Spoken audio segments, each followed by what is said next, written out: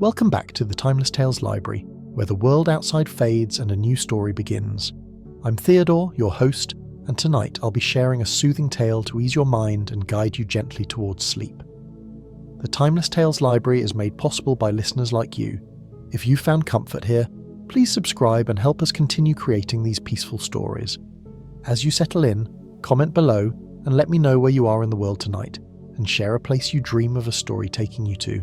Perhaps the dusty aisles of an old bookstore, the quiet corners of a coastal lighthouse, a snow-blanketed cabin, or a silent star-filled desert. Your ideas keep our little library glowing bright. The Cowardly Lion's discovery of quiet bravery on a peaceful, rainy afternoon in Oz.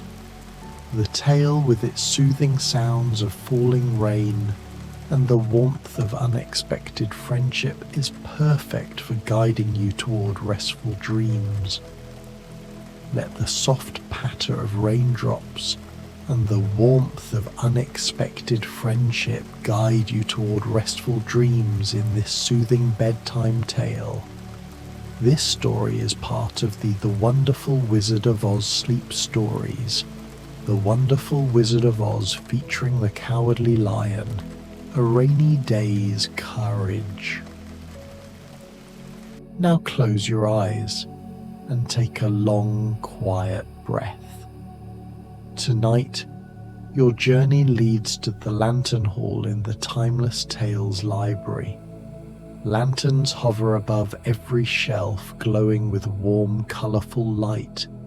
Each lantern illuminates a story, and the reflection of their glow shimmers across polished wood floors. The gentle scent of parchment and wax fills the air, soft and comforting. Sink into your bed, your cozy corner in this luminous hall. Release your hands, your shoulders, your toes. Let the gentle sway of the lantern's glow lull your body and mind into stillness. Follow the path of light along the shelves.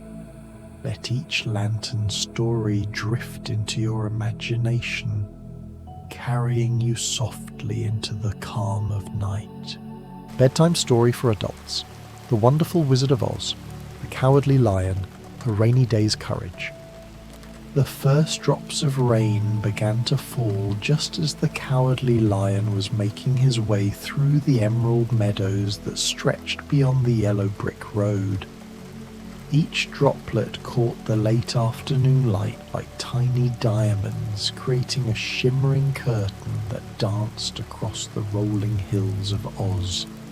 The lion paused, his great golden mane stirring gently in the soft breeze that carried the sweet scent of approaching rain. "Oh my," he murmured to himself, his voice a low, rumbling whisper that seemed to harmonize with the distant thunder. "Perhaps I should find shelter before this becomes a proper storm." Despite his massive frame and fierce appearance, the Cowardly Lion's amber eyes held the gentle uncertainty that had followed him since his earliest days in the forest.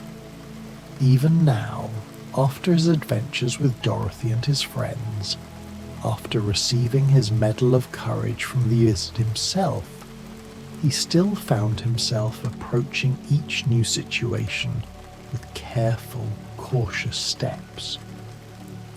The rain began to fall more steadily, creating a gentle percussion against the emerald grass and the broad leaves of the silver trees that dotted the landscape. The lion's golden fur sparkled with moisture, and he shook his magnificent mane, sending droplets spiraling through the air like scattered stars. He looked around with these thoughtful amber eyes, seeking not just shelter, but perhaps something more, a place where he might wait out the storm in comfort and peace. Through the soft grey veil of rain, he spotted something that made his heart lift with quiet joy. Nestled between two ancient oak trees whose branches formed a natural canopy, stood a small cottage that seemed to have grown from the earth itself. Its walls were made of smooth river stones in shades of cream and gold, and its roof was covered with thick emerald moss that glistened with raindrops. Smoke curled gently from a chimney that looked as if it had been carved from a single piece of amber, and warm honey-coloured light spilled from windows framed with climbing roses that bloomed in impossible shades of blue and silver. The Cowardly Lion approached slowly, his great paws making soft impressions in the rain-dampened earth. Each step was careful and considered, for despite his size and strength, he had learned long ago to move through the world with gentleness. The cottage seemed to welcome him, its very presence radiating the kind of warmth that speaks of safety and acceptance. As he drew nearer, the front door, painted in the deep green of summer forests and adorned with a wreath of dried lavender and sage, opened with a soft creak. From within emerged a figure that made the lion's breath catch with wonder. It was an elderly woman, but not quite like any he had seen before. Her hair was silver white and seemed to flow like water around her shoulders, and her dress appeared to be woven from moonbeams and morning mist. Her eyes, pale blue as a winter sky, held depths of kindness that immediately put the nervous lion at ease. "Come in, dear one," she said, her voice like the sound of wind chimes in a gentle breeze. "The rain has brought you to my door, and I have been expecting someone just like you." She stepped aside, gesturing with a graceful hand toward the warm interior of her cottage. The Cowardly Lion hesitated, as was his nature. I don't wish to impose," he said softly, water dripping from his whiskers. "I was merely seeking shelter from the rain. I am the Cowardly Lion, and I fear I might be too large or too frightening for your lovely home." The woman's laugh was like silver bells mixed with the sound of rain on leaves. "Frightening? Oh, my dear lion, I can see the gentleness in your heart from here. And as for size, my cottage has a way of accommodating exactly who needs to be here. Please, come in before you catch your death of cold." With careful steps, the lion approached the threshold. As he did, something magical seemed to happen. The doorway, which had appeared modest from the outside, seemed to expand just enough to allow his great frame to pass through comfortably. The ceiling, too, rose to accommodate his height, and the furniture seemed to rearrange itself subtly to create perfect spaces for a lion of his proportions. Inside, the cottage was even more wonderful than he could have imagined. A fire crackled warmly in a stone hearth, casting dancing shadows on walls lined with shelves of books whose titles seemed to shimmer and change when he wasn't looking directly at them. Comfortable chairs were arranged around the fireplace, and a thick rug in shades of gold and amber covered much of the polished wooden floor. The air smelled of chamomile tea, baking bread, and something indefinably peaceful that made the lion's muscles relax for the first time in days. "My name is Serena," the woman said, moving gracefully to a cabinet from which she withdrew a towel that seemed impossibly fluffy and warm. "I'm what some might call a keeper of comfort, a guardian of gentle moments. Please dry yourself and sit by the fire. I'll prepare some tea. The Cowardly Lion accepted the towel gratefully, using it to dry his magnificent mane and fur. The fabric seemed to absorb not just the moisture, but also some of the tension he carried in his powerful shoulders. As he settled himself carefully on the rug before the fire, he marveled at how perfectly the space seemed designed for his comfort. The warmth from the flames penetrated his thick fur, and the soft crackling of the burning wood created a rhythm that seemed to synchronize with his heartbeat. Serena moved about her kitchen with fluid grace, and soon the cottage was filled with the aroma of brewing tea. Not just any tea, but something that smelled of courage and calm, of sunny meadows and peaceful evenings. She returned with a tray bearing a teapot decorated with painted stars, 2 cups that seemed to be made of crystallized sunlight, and a plate of cookies that steamed gently and smelled of honey and hope. "Tell me," Serena said as she poured the tea, each stream of liquid catching the firelight like liquid gold, "what brings you wandering alone on such an afternoon? Surely a lion of your evident wisdom and strength has companions to share the day with." The Cowardly Lion accepted his cup, which had grown to the perfect size for his great paws, and inhaled the steam that rose from it. The tea smelled like all the courage he had ever wished for, mixed with the comfort of acceptance. "I have wonderful friends," he said, his voice soft and thoughtful. Dorothy returned to her Kansas, but the Scarecrow rules wisely in the Emerald City, and the Tin Woodman has become a beloved emperor in the land of the Winkies. But sometimes I feel the need to wander, to think, to understand this courage I supposedly possess. Serena settled into her chair, her own teacup cradled in her hands. Outside, the rain had settled into a steady, gentle rhythm that seemed to create a cocoon of intimacy around the cottage. "Ah," she said, nodding with understanding. "The courage of self-discovery, perhaps the most important kind of all." The lion sipped his tea and immediately felt a warmth that had nothing to do with temperature spreading through his chest. "I received a medal from the wizard," he continued, his amber eyes reflecting the dancing flames.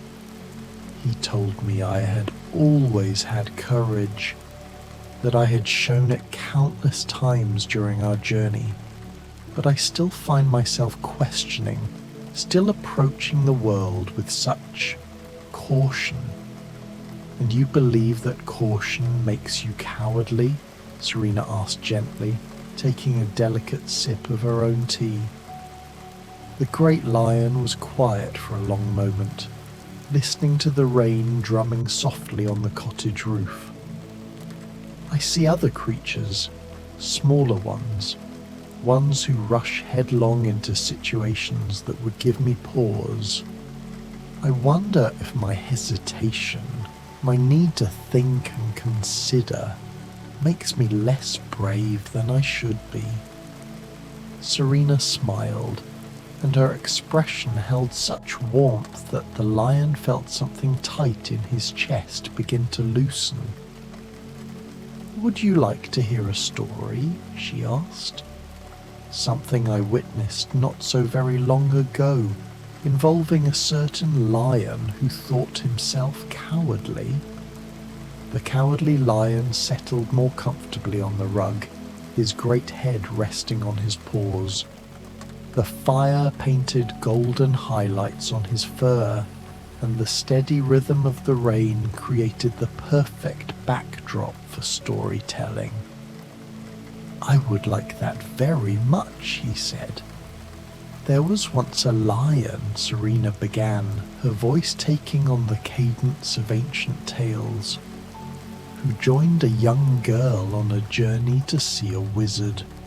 This lion believed himself to be without courage, and he hoped the wizard might grant him the bravery he thought he lacked."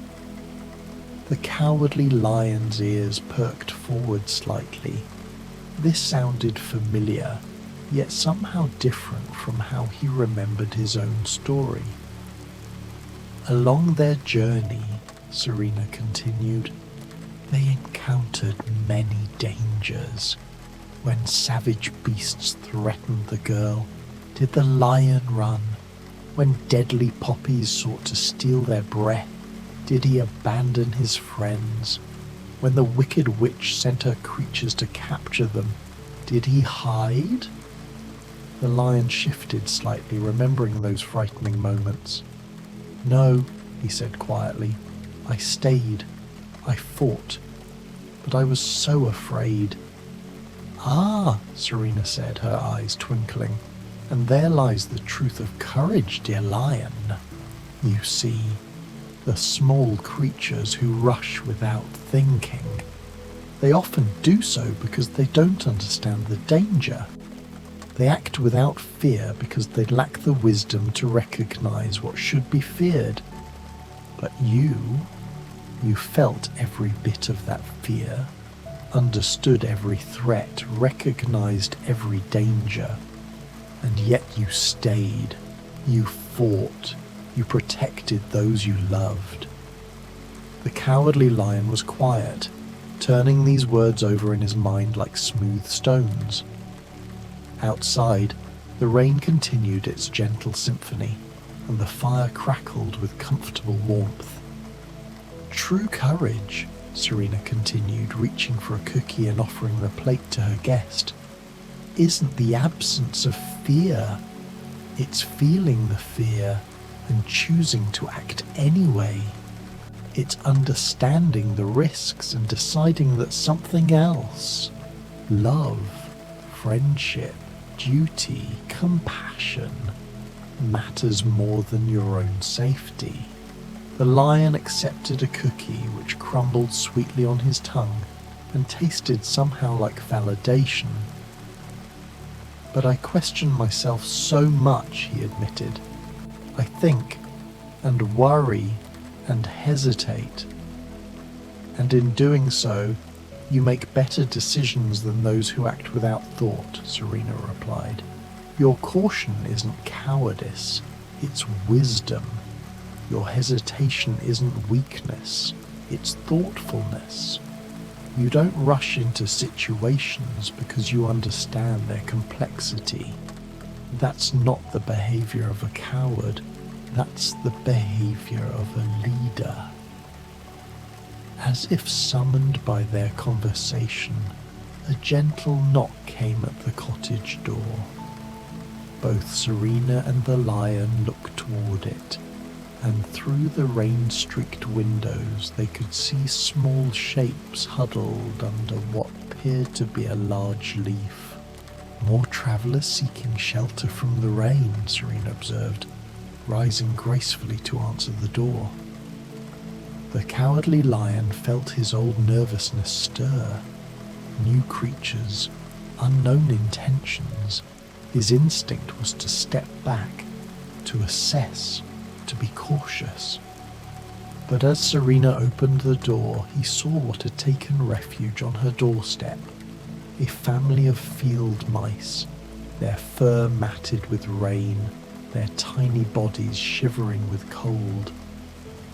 "Oh my," squeaked the largest mouse, clearly the mother. "We're so sorry to bother you, but the rain caught us far from our burrow and our little ones." She gestured with a tiny paw toward two mouse children who couldn't have been more than a few weeks old. The Cowardly Lion's heart immediately went out to the small family, without hesitation, and this surprised him. He rose from his comfortable spot by the fire. "Please," he said, his deep voice gentle and warm, "come in. The fire is lovely and warm, and there's plenty of tea."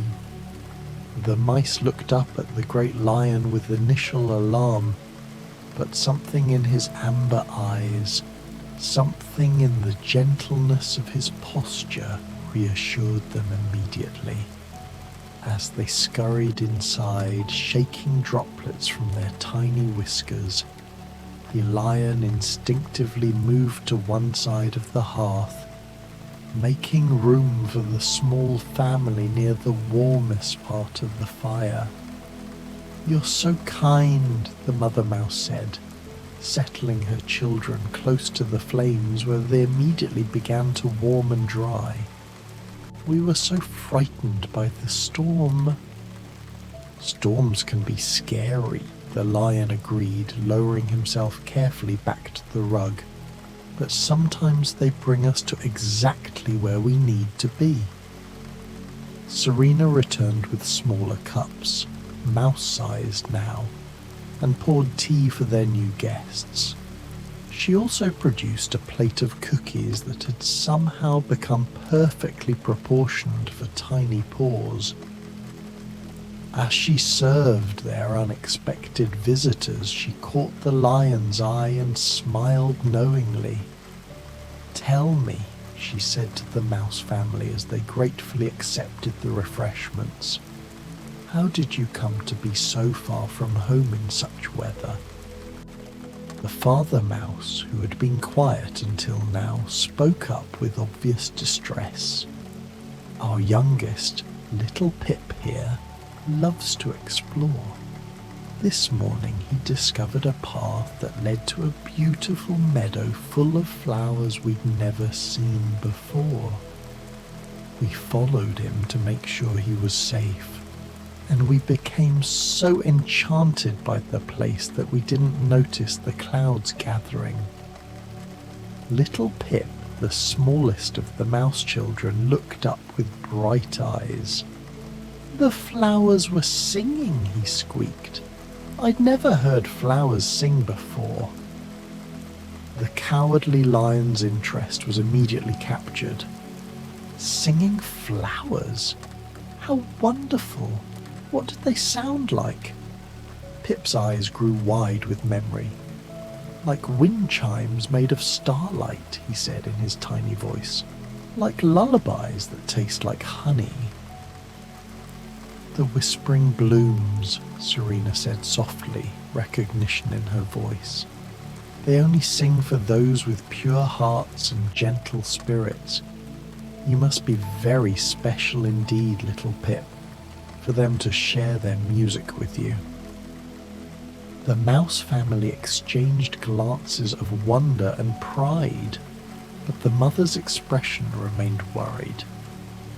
"The problem is, we're not sure how to get home," she admitted. "The rain has washed away our scent trail, and everything looks so different in this weather." The Cowardly Lion felt something stir in his chest. Not fear this time, but purpose. "Where is your home?" he asked gently. "Beyond the talking oak grove," the father mouse replied, "near the stream that runs silver in the moonlight.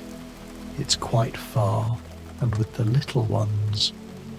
"I know that place," the lion said, rising to his full height. His amber eyes held a new light, not the uncertainty that usually clouded them, but something clearer and more confident. "I could take you there safely." The mice looked up at him with gratitude and amazement, but Serena tilted her head thoughtfully. "The rain is still quite heavy," she observed, "and it will be dark soon. Perhaps it would be wiser to wait until morning." The Cowardly Lion paused, and for a moment his old pattern of doubt began to surface. The rain was heavy. It would be dark soon. The journey would be challenging, even dangerous. The sensible thing would be to wait. But then he looked down at the mouse family, at the parents trying to hide their worry, at the little ones who were brave but clearly tired and homesick. He thought about what Serena had told him about courage, about making decisions based on what mattered most. "The rain doesn't worry me," he said, and as he spoke the words he realized they were true. "And I can see quite well in the dark. If you're willing to trust me, I can have you home safe and sound before bedtime."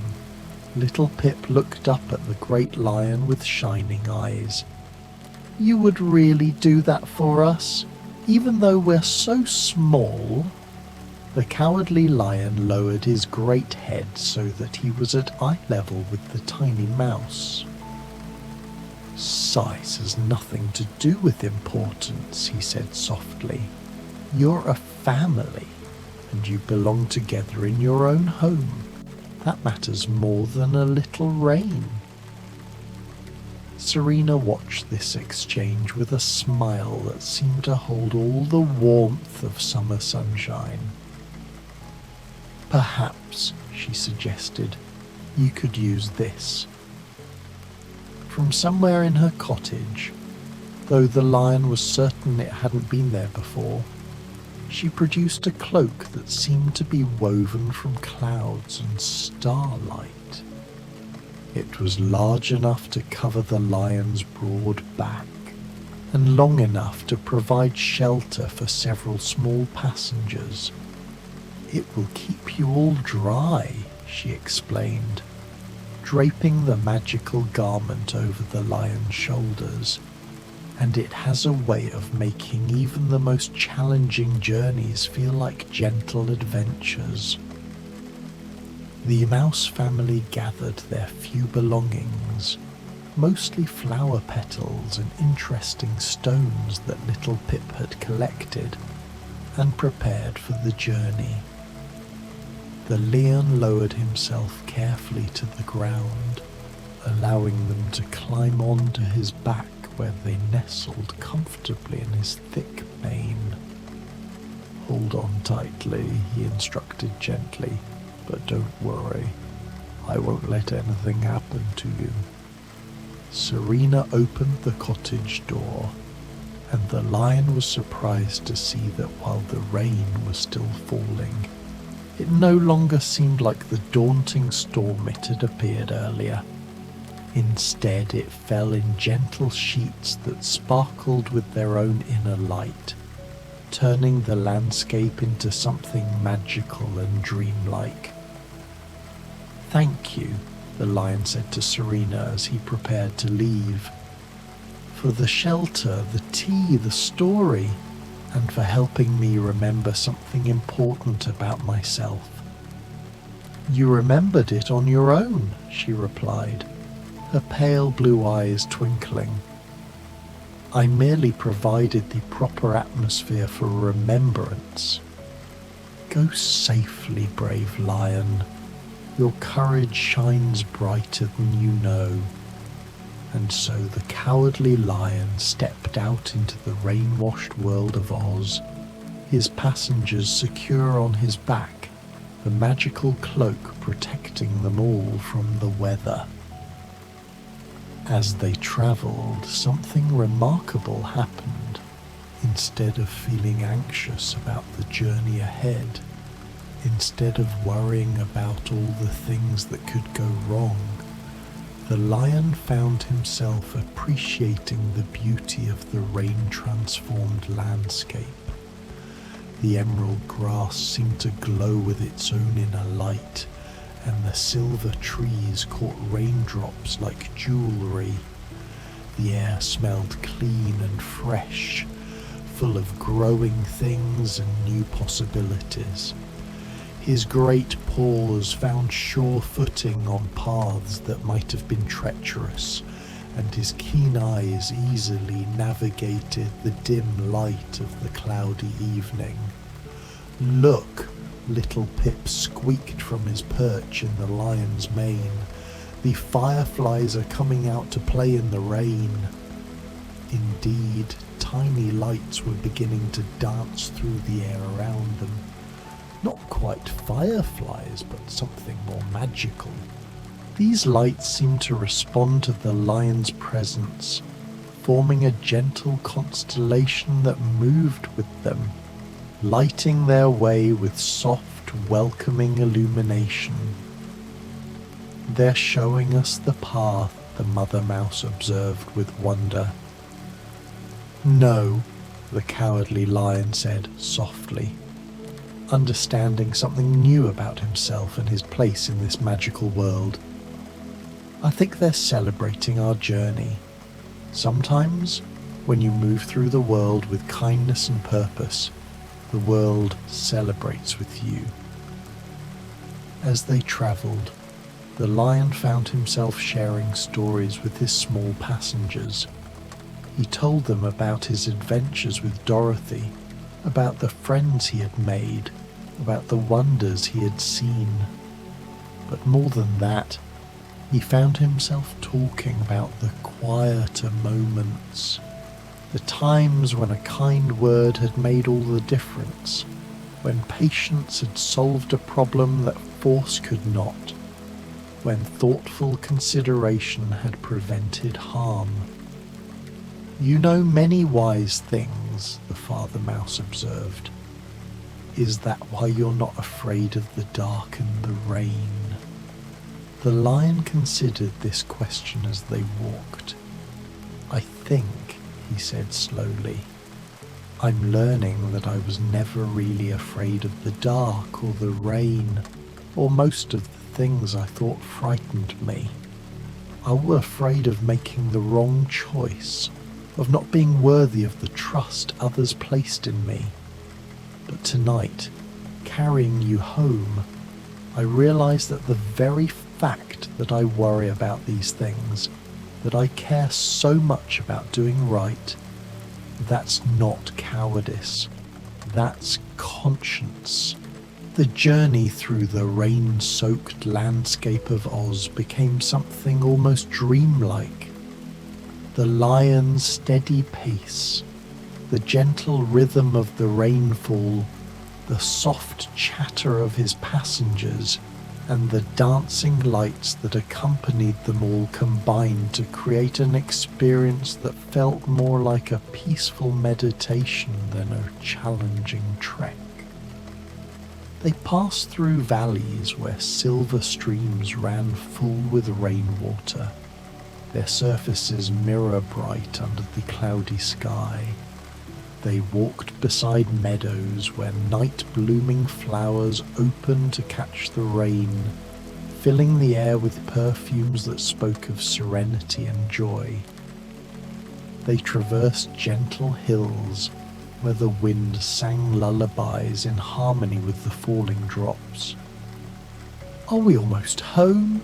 little Pip asked sleepily, his tiny voice muffled by the lion's warm fur.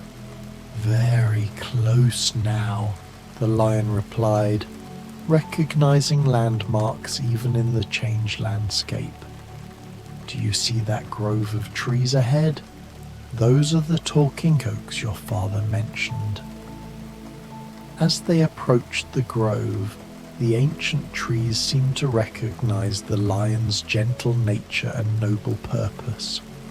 Their branches, heavy with rain, parted to create a clear path, and their voices, deep and warm like distant thunder, murmured blessings for safe travel and peaceful dreams.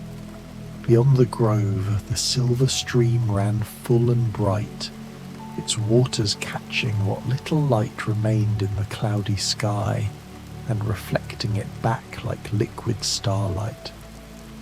And there, nestled in a cozy hollow, beneath the roots of a massive willow tree, was the mice family's burrow, its entrance glowing with the warm light of home.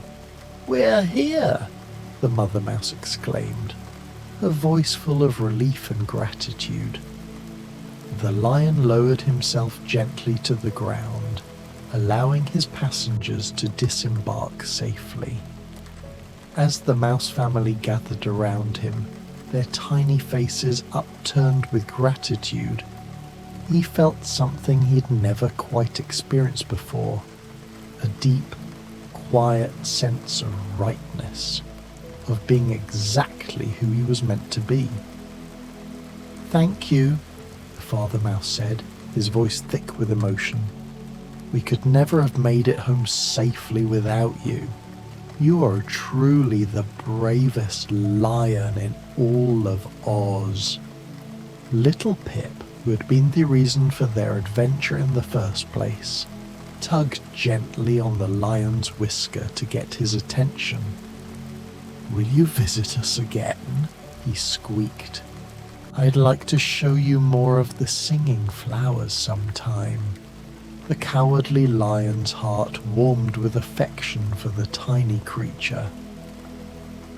"I would like that very much," he said softly. "Perhaps when the weather is fair, you can show me this magical meadow of yours."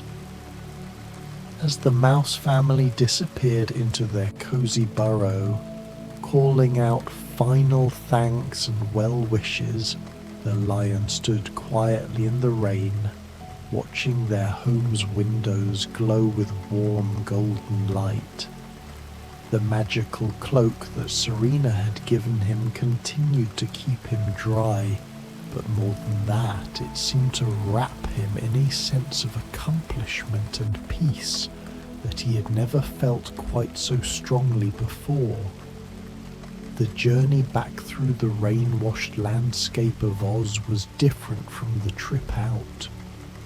Without passengers to carry, the lion found himself able to move at his own natural pace, to stop and admire the way raindrops caught the last light of day, to listen to the symphony of the storm as it began to gentle into something softer and more soothing. The dancing lights that had accompanied him on the outward journey seemed to have settled into the landscape itself, turning every puddle into a mirror of stars, every wet leaf into a lantern of gentle illumination. The world around him pulsed with quiet magic, and for the first time in his memory, the lion felt himself to be not just a part of that magic, but a contributor to it. As he walked, he reflected on the evening's events. He had seen creatures in need and had responded without his usual lengthy deliberation. He had faced the challenges of weather and darkness not with fear, but with purpose. He had made decisions based not on what was safest for him, but on what was right for those who needed his help. "Perhaps," he murmured to himself, his deep voice harmonizing with the gentle patter of rain, "courage isn't something you either have or don't have. Perhaps it's something you choose, moment by moment, decision by decision." The thought settled over him like the warm cloak on his shoulders, comfortable and right. He began to understand that his tendency to think before acting, to consider consequences and alternatives, wasn't a flaw to be overcome, but a strength to be valued. His caution allowed him to make better choices, to help more effectively, to be the kind of leader others could trust. When he finally arrived back at Serena's cottage, he found her waiting in the doorway, a cup of tea steaming gently in her hands. The rain had softened to barely more than a mist, and the cottage glowed with welcoming warmth. "How did your journey go, brave lion?" she asked, though her knowing smile suggested she already understood the answer. It was. The lion paused, searching for the right words. It was perfect. Not because it was easy, but because it felt right. Because I stopped worrying about whether I was brave enough and simply did what needed to be done. Serena nodded with deep satisfaction. "And how do you feel now?" The cowardly lion considered this question as he approached the cottage, the magical cloak still wrapped around his shoulders like a mantle of starlight. "Peaceful," he said finally. "Content. Like I finally understand something important about myself." "Come inside," Serena invited. "The rain has nearly stopped, but you look like you could use one more cup of tea before you continue on your way." Inside the cottage, the fire had burned down to glowing embers, casting the room in soft, warm light. The lion settled onto the rug with a deep sigh of contentment, feeling muscles he hadn't realized were tense finally relax completely. Serena prepared fresh tea, and as they sat together in comfortable silence, the last of the rain tapped gently against the windows like a lullaby. "I have something for you," Serena said eventually, rising from her chair and disappearing into another room of the cottage. She returned carrying a small mirror, its frame carved from what appeared to be crystallized moonlight. "This is a true mirror," she explained, offering it to the lion. "It shows not just how you look, but who you are. I think you're ready to see yourself clearly now." The cowardly lion accepted the mirror with curious reverence. As he gazed into its surface, he expected to see his familiar reflection: golden fur, amber eyes, the magnificent mane that marked him as the king of beasts. And he did see these things, but he saw something more as well. In the mirror, his amber eyes held not uncertainty and self-doubt, but wisdom and compassion. His posture spoke not of timidity, but of thoughtful strength. Around his form, like an aura of light, he could see the truth of his own character, the countless moments of courage he had displayed, the lives he had protected, the comfort he had provided, the leadership he had shown. "I see," he whispered, his voice full of wonder. "I finally see." "What do you see?" Serena asked gently. The cowardly lion looked into the true mirror, his amber eyes no longer filled with doubt, but with recognition. "I see a lion who was so concerned with being worthy of courage that he didn't recognize the bravery he displayed every day," he whispered. "I see someone who protects others, not because he feels no fear, but because he cares more about their safety than his own comfort." Serena smiled. "Now that you see clearly, what will you do with this knowledge?" "I will continue to be myself," the lion replied, "but I will stop apologizing for who I am. My caution is wisdom, my consideration is kindness. I will be the lion I have always been, but with confidence instead of doubt." As he spoke, the magical cloak from Serena glowed, merging with his golden mane, a visible sign of the courage he had finally acknowledged. The cloak was simply helping you recognize what was already there, Serena explained. True courage always comes from within. The lion, A new name forming in his mind rose to leave. The rain had stopped, and the first stars appeared in the clear night sky. I will carry this evening with me always, the lessons learned, the peace found, the courage acknowledged. Serena walked him to the door. Remember, she said, courage is not a destination but a journey. But now you know that questioning and choosing carefully are not signs of cowardice, but of wisdom. And I know that every time I choose kindness over safety, I'm acting with true bravery, the lion added. As he began his walk back to the yellow brick road, he heard Serena's final words. Sweet dreams, brave lion. May your rest be as peaceful as your courage is strong. The lion walked through the night, the darkness now holding no fear. The stars seemed to shine brighter, celebrating his newfound self-understanding. He felt a deep, satisfying tiredness that came from a day well lived and a lesson well learned. He settled in a grove of ancient trees, the ground soft with moss and leaves. As he lay there, his golden fur dry and his mane fanned out like a royal mantle, he thought of the mouse family, safe now in their burrow. He thought of Serena, of the magical cloak, and of the mirror that had shown him his brave heart. Tomorrow would bring new adventures, but tonight he was exactly where he needed to be, at peace with himself. His great chest rose and fell in a steady rhythm. His amber eyes, now clear with understanding, slowly closed.